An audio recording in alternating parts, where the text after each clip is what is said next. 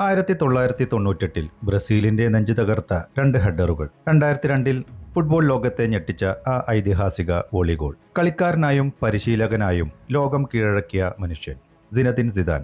അയാൾ ഒരു അത്ഭുതമായിരുന്നു.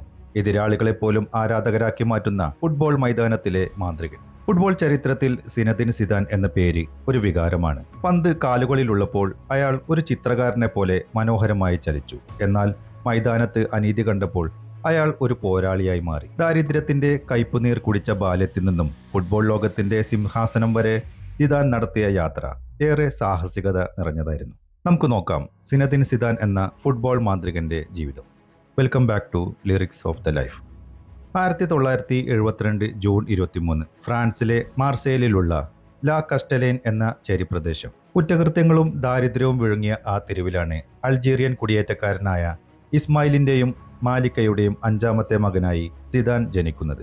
രാത്രിയിൽ കാവൽക്കാരനായി ജോലി ചെയ്തിരുന്ന അച്ഛന്റെ കഷ്ടപ്പാടുകൾ കണ്ടാണ് സിദാൻ വളർന്നത്.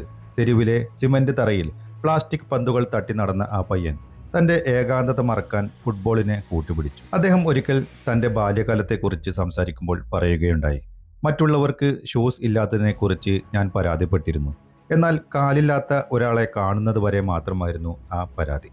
സിദാന്റെ ഈ വാക്കുകൾ അദ്ദേഹത്തിന്റെ ജീവിത വീക്ഷണം വ്യക്തമാക്കുന്നു. 14-ാം വയസ്സിൽ ഒരു പ്രാദേശിക മത്സരത്തിനിടെ എസ് കെൻസ് ക്ലബിന്റെ സ്കൗട്ട് ജീൻ വരോഡ് സിദാനെ കണ്ടെത്തുന്നു. സിദാന്റെ പന്തടക്കവും കളി നിയന്ത്രിക്കാനുള്ള കഴിവും അയാളെ അത്ഭുതപ്പെടുത്തുന്നു.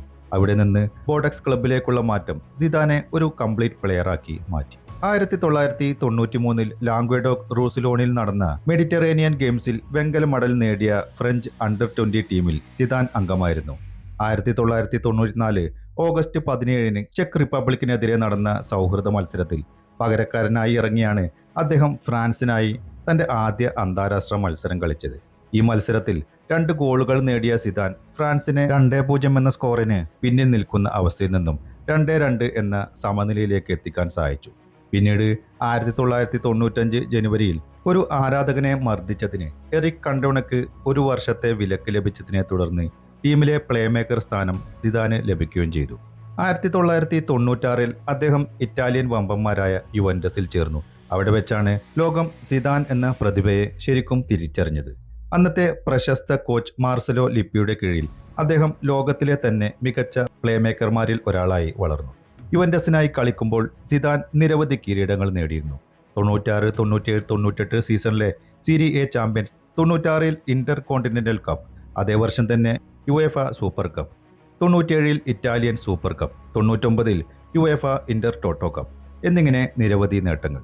എന്നാൽ 97-98 സീസണിൽ ടീമിനെ ചാമ്പ്യൻസ് ലീഗ് ഫൈനലിൽ എത്തിച്ചെങ്കിലും കിരീടം നേടാൻ കഴിഞ്ഞിരുന്നില്ല. യുവന്റസിൽ ഉണ്ടായിരുന്ന കാലത്താണ് സിദാൻ തന്റെ കരിയറിലെ ഏറ്റവും വലിയ പുരസ്കാരങ്ങൾ സ്വന്തമാക്കിയത്. 98 ബാലൻഡിയോർ പുരസ്കാരവും 98-ലും 2000-ലും FIFA world player of the year അവാർഡും 97-2001 സീസണുകളിലെ Serie A foreign footballer of the year എന്നിങ്ങനെ നിരവധി പുരസ്കാരങ്ങൾ. 1998 ലോകകപ്പ് ഫൈനൽ. എതിരാളികൾ കരുത്തരായ ബ്രസീൽ. ഫ്രാൻസിലെ ഗാലറികൾ മുഴുവൻ സിസു എന്ന് ആർത്ത് വിളിക്കുന്നു. എന്നാൽ ആ വേൾഡ് കപ്പിലെ പ്രധാന ആകർഷണം ബ്രസീലിന്റെ എക്കാലത്തെയും മികച്ച താരങ്ങളിൽ ഒരാളായ റൊണാൾഡോ നസാരിയോ ആയിരുന്നു. ഫൈനലിന് മുമ്പ് വരെ റൊണാൾഡോ ആ ലോകകപ്പിലെ രാജാവായിരുന്നു. ഫൈനലിന് മുമ്പ് 4 ഗോളുകളും 3 അസിസ്റ്റുകളും അദ്ദേഹം നേടിയിരുന്നു. എന്നാൽ ലോകം മുഴുവൻ റൊണാൾഡോയെ നോക്കിയിരുന്നപ്പോൾ സെന്റ് ഡെന്നീസിലെ സ്റ്റേഡിയത്തിൽ സിദാൻ തന്റെ തല കൊണ്ട് ചരിത്രമെഴുതി. 2 പവർഫുൾ ഹെഡറുകൾ. അതോടെ ബ്രസീൽ വീണു. സെന്റ് ഡെന്നീസിലെ 75,000-ഓളം കാണികളെ സാക്ഷിയാക്കി ഫ്രാൻസ് ആദ്യമായി ലോകകപ്പിൽ ചുംബിച്ചു. അന്ന് രാത്രി ഈഫൽ ടവറിൽ തെളിഞ്ഞത് സിദാന്റെ മുഖമായിരുന്നു. അവൻ ഫ്രാൻസിന്റെ പുതിയ ചക്രവർത്തിയായി മാറിയ ദിവസം. 1998 ലോകകപ്പ് നേടിയ ഫ്രഞ്ച് ടീം 2000 ബെൽജിയത്തിലും നെതർലൻഡ്സിലുമായി നടന്ന യൂറോ കപ്പിലും തങ്ങളുടെ ആധിപത്യം തുടർന്നു. ലോകകപ്പിന് തൊട്ടു പിന്നാലെ യൂറോ കപ്പ് നേടുന്ന ആദ്യ ടീമായി ഫ്രാൻസ് മാറി. ടൂർണമെന്റിലെ ഏറ്റവും മികച്ച കളിക്കാരനായി സിദാൻ തിരഞ്ഞെടുക്കപ്പെട്ടു. പന്തിന്മേലുള്ള അദ്ദേഹത്തിന്റെ നിയന്ത്രണം, കളിമെനയാനുള്ള കഴിവ് എന്നിവ ആ ടൂർണമെന്റിലും അദ്ദേഹത്തെ ശ്രദ്ധേയനാക്കി. സ്പെയിനിനെതിരായ ക്വാർട്ടർ ഫൈനൽ മത്സരത്തിൽ സിദാൻ നേടിയ മനോഹരമായ ഒരു ഫ്രീ കിക്ക് ഗോളാണ് ഫ്രാൻസിനെ സെമി ഫൈനലിലേക്ക് എത്തിച്ചത്. പിന്നീട് സെമി ഫൈനലിൽ ലൂയിസ് ഫിഗോയുടെ പോർച്ചുഗലിനെതിരെ സിദാൻ തന്റെ കരിയറിലെ ഏറ്റവും മികച്ച പെർഫോമൻസ് തന്നെ കാഴ്ചവെച്ചു. എക്സ്ട്രാ ടൈമിൽ ലഭിച്ച നിർണായകമായ പെനാൽറ്റി ഗോളാക്കി മാറ്റിക്കൊണ്ട് സിദാൻ ഫ്രാൻസിനെ ഫൈനലിലും എത്തിച്ചു. ഇറ്റലിക്കെതിരായിരുന്നു ഫൈനൽ. കളി അവസാനിക്കാൻ നിമിഷങ്ങൾ ബാക്കിയുള്ളപ്പോൾ ഇറ്റലി 1-0 മുമ്പിലായിരുന്നു. എന്നാൽ സിൽവൻ വിൽറ്റോർഡിലൂടെ സമനില പിടിച്ച ഫ്രാൻസ് അധിക സമയത്ത് ഡേവിഡ് ട്രെസഗെ നേടിയ ഗോൾഡൻ ഗോളിലൂടെ ചാമ്പ്യന്മാരാവുകയായിരുന്നു. 2000-ലെ യൂറോ കപ്പ് വിജയത്തിന് ശേഷം സിദാന്റെ ഫ്രഞ്ച് കരിയറിൽ വലിയ ഉയർച്ച താഴ്ചകളാണ് ഉണ്ടായത്. കിരീടം നിലനിർത്താൻ ഇറങ്ങിയ ഫ്രാൻസിന് പലപ്പോഴും കടുത്ത തിരിച്ചടികൾ നേരിടേണ്ടി വന്നു. എന്നാൽ 2004 യൂറോ കപ്പിൽ സിദാന്റെ അവിശ്വസനീയമായ പ്രകടനം ആരാധകർ കണ്ടു. ഇംഗ്ലണ്ടിനെതിരെയുള്ള ആദ്യ മത്സരത്തിൽ ഫ്രാൻസ് 1-0 പുറകിലായിരുന്നു. എന്നാൽ കളിയുടെ അവസാന മിനിറ്റുകളിൽ ഒരു ഫ്രീ കിക്കിലൂടെയും പെനാൽറ്റിയിലൂടെയും സിദാൻ 2 ഗോളുകൾ നേടി ഫ്രാൻസിനെ വിജയിപ്പിച്ചു. എങ്കിലും ക്വാർട്ടർ ഫൈനലിൽ ഗ്രീസിനോട് തോറ്റ് പുറത്താവുകയായിരുന്നു. ഈ ടൂർണമെന്റിന് ശേഷം സിദാൻ അന്താരാഷ്ട്ര ഫുട്ബോളിൽ നിന്നും ആദ്യമായി വിരമിക്കൽ പ്രഖ്യാപിച്ചു. സിദാൻ വിരമിച്ചതോടെ ഫ്രഞ്ച് ടീം 2006 ലോകകപ്പ് യോഗ്യത നേടാൻ കഷ്ടപ്പെടുകയായിരുന്നു. രാജ്യത്തിന്റെ മോശം അവസ്ഥ കണ്ട് 2005 ഓഗസ്റ്റിൽ താൻ തിരിച്ചു വരികയാണെന്ന് സിദാൻ പ്രഖ്യാപിച്ചു. സിദാനൊപ്പം ക്ലോഡ് മക്കലേലെ, ലിലിയൻ തുറാം എന്നിവരും തിരിച്ചെത്തി. പിന്നീട് സിദാന്റെ നേതൃത്വത്തിൽ ഫ്രാൻസ് ലോകകപ്പിന് യോഗ്യതയും നേടി. 2006-ലെ ഫിഫ വേൾഡ് കപ്പ് സിനദിൻ സിദാന്റെ കരിയറിലെ ഏറ്റവും ഐതിഹാസികവും അതേസമയം നാടകീയവുമായ ഒരു അധ്യായമായിരുന്നു. വിരമിക്കൽ പ്രഖ്യാപിച്ച ശേഷം ടീമിനെ സഹായിക്കാൻ തിരിച്ചെത്തിയ സിദാൻ തന്റെ 34-ാം വയസ്സിലും ലോകത്തെ അന്ന് വിസ്മയിപ്പിച്ചു. ടൂർണമെന്റിന്റെ തുടക്കത്തിൽ ഫ്രാൻസ് പതറിയെങ്കിലും നോക്കൌട്ട് ഘട്ടത്തിൽ സിദാൻ തന്റെ വിശ്വരൂപം പുറത്തെടുത്തു. റൗണ്ട് ഓഫ് 16-ൽ സ്പെയിനിനെ 3-1 തോൽപ്പിച്ച മത്സരത്തിൽ സിദാൻ ഒരു തകർപ്പൻ ഗോൾ നേടി. അതുപോലെ ക്വാർട്ടർ ഫൈനലിൽ നിലവിലെ ചാമ്പ്യന്മാരായിരുന്ന ബ്രസീലിനെതിരെ സിദാൻ നടത്തിയ പ്രകടനം ഫുട്ബോൾ ചരിത്രത്തിലെ തന്നെ ഏറ്റവും മികച്ച വ്യക്തിഗത പ്രകടനങ്ങളിൽ ഒന്നായി കണക്കാക്കപ്പെടുന്നു. റൊണാൾഡിഞ്ഞോ, കക്ക, റൊണാൾഡോ തുടങ്ങിയ വമ്പന്മാരെ അന്ന് സിദാൻ നിഷ്പ്രഭമാക്കി. തിയറി ഹെൻറി നേടിയ ഏക ഗോളിന് അസിസ്റ്റ് നൽകിയതും സിദാനായിരുന്നു. സെമിഫൈനലിൽ പോർച്ചുഗലിനെതിരെ സിദാൻ നേടിയ പെനാൽറ്റി ഗോൾ ഫ്രാൻസിനെ ഫൈനലിൽ എത്തിച്ചു. ഇറ്റലിക്കെതിരായിരുന്നു ഫൈനൽ. സിദാന്റെ കരിയറിലെ അവസാന പ്രൊഫഷണൽ മത്സരമായിരുന്നു ഇത്.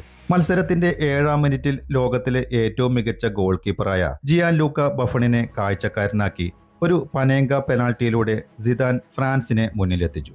മത്സരം 1-1 നിലയിൽ എക്സ്ട്രാ ടൈമിലേക്ക് നീണ്ടു. മാറ്റരാസിയായിരുന്നു ഇറ്റലിക്കായി ഗോൾ നേടിയത്. 110-ാം മിനിറ്റിലാണ് ലോകത്തെ ഞെട്ടിച്ച ആ സംഭവം നടന്നത്. എക്സ്ട്രാ ടൈമിൽ ഇറ്റാലിയൻ ഡിഫൻഡർ മാർക്കോ മാറ്റരാസി സിദാന്റെ കുടുംബത്തെക്കുറിച്ച് മോശമായി സംസാരിച്ചു. ഇതിൽ പ്രകോപിതനായ സിദാൻ മാറ്റരാസിയുടെ നെഞ്ചിൽ തലകൊണ്ട് ഇടിച്ചു വീഴ്ത്തി. റഫറി ഹെസാരിയോ എലിസോണ്ടോ സിദാന് ചുവപ്പ് കാർഡ് നൽകി അദ്ദേഹത്തെ പുറത്താക്കി. അന്ന് ലോകകപ്പ് ട്രോഫിക്ക് അരികിലൂടെ തല താഴ്ത്തി മൈതാനത്തിന് പുറത്തേക്ക് പോകുന്ന സിദാന്റെ ചിത്രം ഇന്നും ലോകകപ്പിലെ ഏറ്റവും വേദനിപ്പിക്കുന്ന കാഴ്ചകളിൽ ഒന്നായിരുന്നു. ഫൈനലിൽ റെഡ് കാർഡ് ലഭിച്ചെങ്കിലും ആ ടൂർണമെന്റിലുടനീളം അദ്ദേഹം നടത്തിയ അസാമാന്യ പ്രകടനം പരിഗണിച്ച് ലോകകപ്പിലെ മികച്ച കളിക്കാരനുള്ള ഗോൾഡൻ ബോൾ പുരസ്കാരം സിദാന് ലഭിക്കുകയും എന്നാൽ ആ ടൂർണമെന്റോടെ അദ്ദേഹം ഫുട്ബോളിൽ നിന്ന് പൂർണ്ണമായും വിരമിക്കുകയും ചെയ്തു.